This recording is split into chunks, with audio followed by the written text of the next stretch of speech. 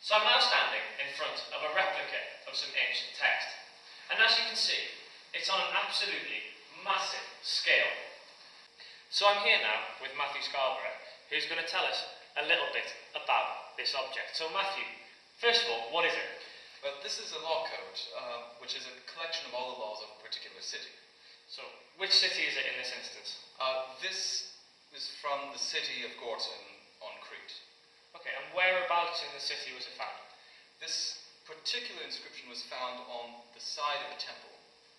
Okay, so a temple, is that the kind of thing that a lot of people will go and see, or something that not many people would see? It was a very prominent public place. Okay, so what kind of people are going to want to look at it then? Mainly the citizen body. Okay, so what, is the citizen body everyone who lived in the town, or just some people? Well, that would just be a number of the people who have citizenship of the town. There are also other people in the city, like slaves, who would not hold citizenship. I've come to the temple, and I'm trying to have a look. How do I actually go about reading this text?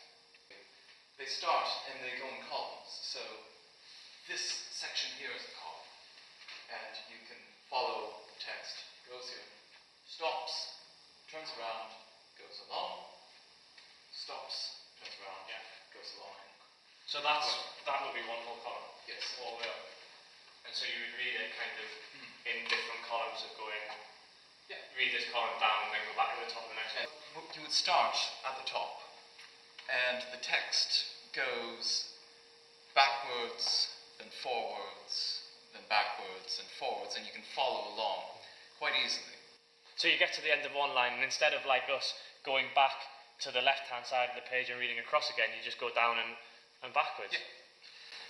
If you're out and you're trying to read this on the temple itself,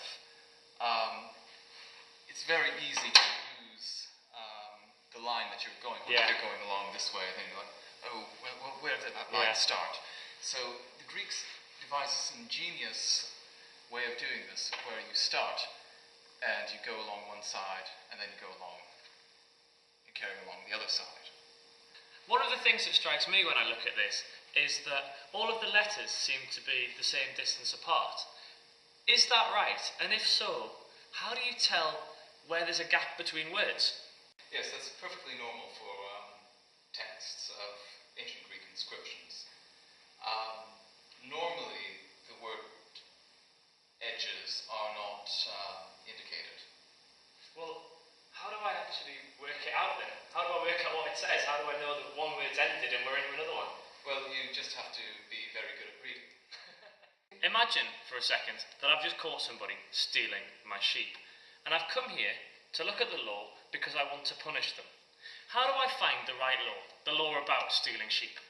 Well, you'd have to go find the particular section dealing with thefts, and then go look for the particular section dealing with thefts of livestock, and you'd have to be familiar with the system of numbering. Otherwise, you would probably have to start looking painstakingly through the entire inscription. Which could take you a long time. It could take you all day. If it's hard to read, and it's hard to use, was I actually supposed to come here to try and find out how to punish somebody for stealing my sheep? Or is this text actually doing something else? Well, there may have been paper or papyrus copies of this written out that you were more easily consultable, but publishing the laws is a statement in itself. The law code applies to everybody. It's not just applied to a certain segment of society. Everybody is the same before the law. So you would put something like this up in a big public place.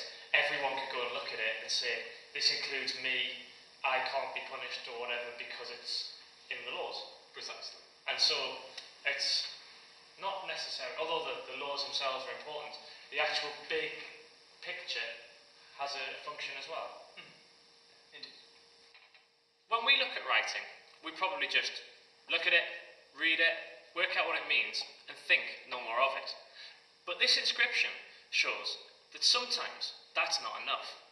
Of course, the words mean something here. They record the laws of a city. But they also do an awful lot more.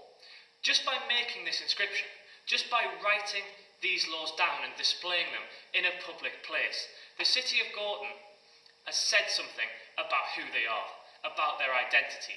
It's this kind of inscription that helps give the citizens who lived in the city a sense of belonging. So, whilst writing is about meaning, it's also about making a social and a political statement.